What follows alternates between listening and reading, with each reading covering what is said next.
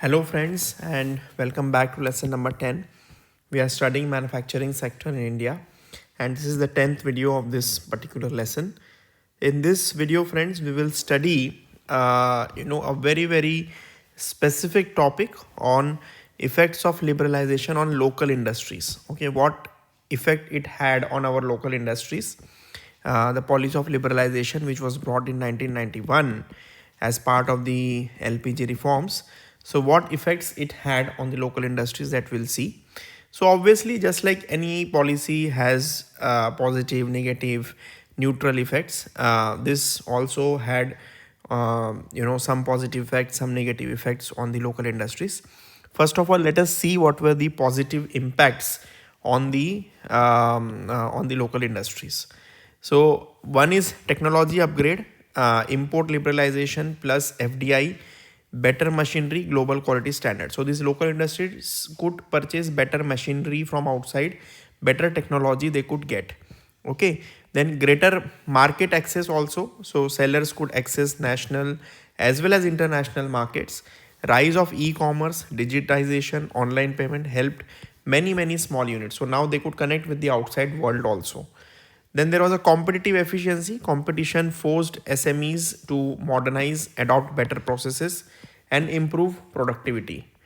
Then growth of supporting services like logistics, warehousing, finance, IT services improved, indirectly helping the local industries. So these were some of the benefits of liberalization. There were some negative impacts also on the local industries. The first one is that there was an intense foreign competition. Cheap imports, especially from China, displaced Indian small firms in toys, electronics, bicycles, ceramics, and cookware. So this we could not compete with them when it came to quality and price. Then closure of legacy clusters, traditional manufacturing belts like Kanpur leather, Moradabad brass, Coimbatore pumps, Surat power looms struggled due to outdated machinery, faced huge competition from outside, poor design capabilities, higher cost, and weak supply chains. Okay, so these were some of the historical problems, and we could not completely target these. We could not completely mitigate these problems. Then fragmented MSMEs could not scale up. 95% of MSMEs are micro enterprises.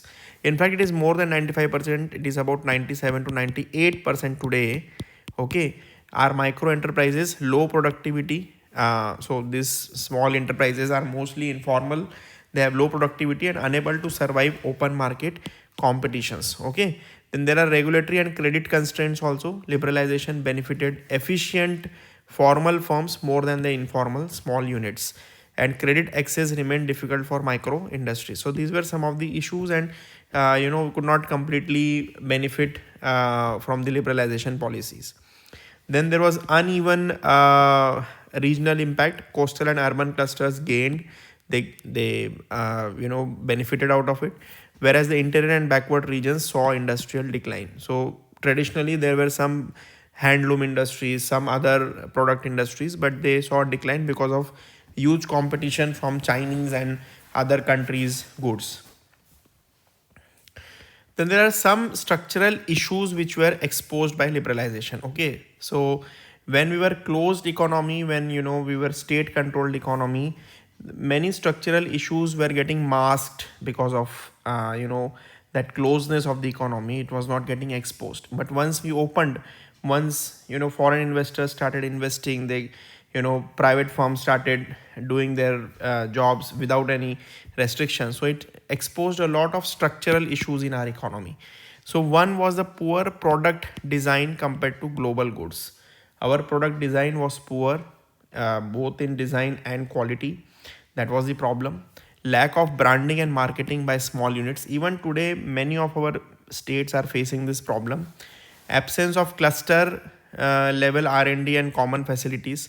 This is another issue, because one individual company cannot afford to have its own R&D setup, own facilities, own laboratories. So this cluster facilities which can be shared were absent, and we needed to develop them.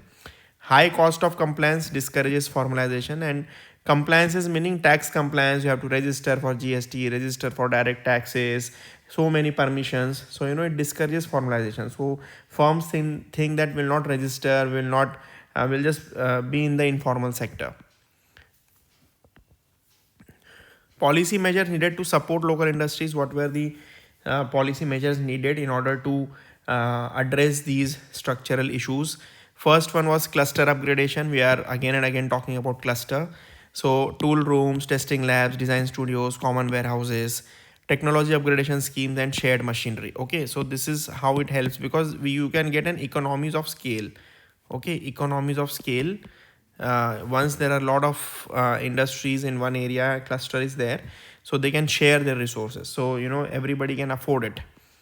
Then the stable trade policy, predictable tariff regime, and protect vulnerable MSMEs without being protectionist. So again, very very important. We need to protect our industries, but we should not appear to be excessively protectionist, or like putting too much tariff on foreign goods, because ultimately we are also importing a lot of inputs, raw materials.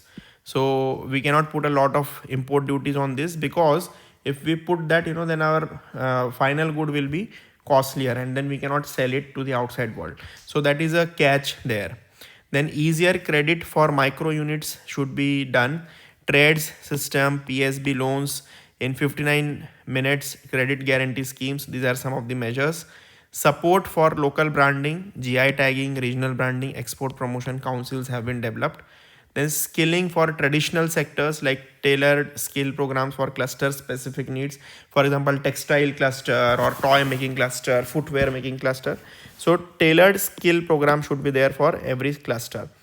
Then integration into e-commerce supply chains. ONDC is an open network for digital commerce for this small informal units. Amazon Karigar, then Flipkart Samarth, retail enablement for artisans and small manufacturers. So through these platforms, they can actually sell on this to the other outside world also.